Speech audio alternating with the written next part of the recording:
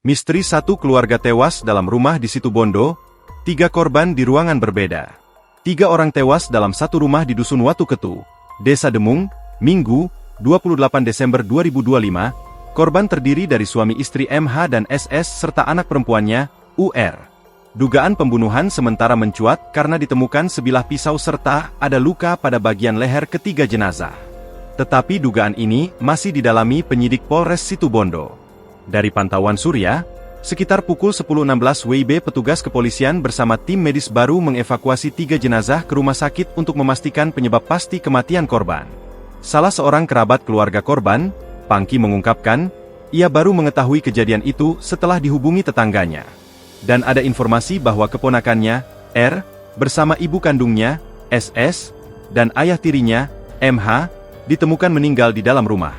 Informasinya, keponakan saya itu, UR, dibunuh ayah tirinya, kata Pangki saat menunggu di ruang jenazah RSU Abdur Rahim Situbondo.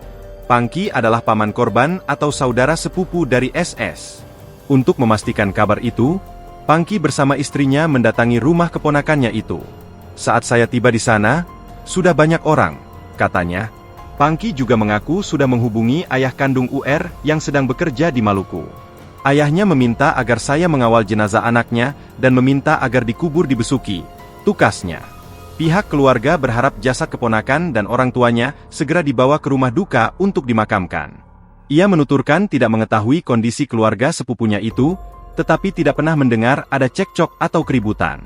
Kasat Reskrim Polres Situbondo, AKP Agung Hartawan mengatakan, dari hasil pemeriksaan awal di TKP, ditemukan 3 korban di dalam rumahnya tersebut. Benar?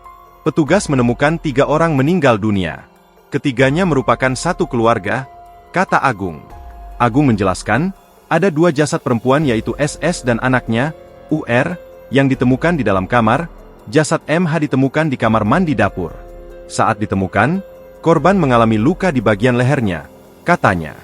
Selain itu, lanjut Agung, pihaknya juga menemukan sebilah pisau yang diduga berkaitan dengan peristiwa tersebut. Tetapi semua temuan itu masih dalam proses penyelidikan, tegasnya.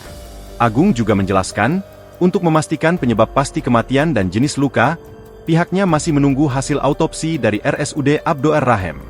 Download Tribun X sekarang, menghadirkan lokal menjadi Indonesia.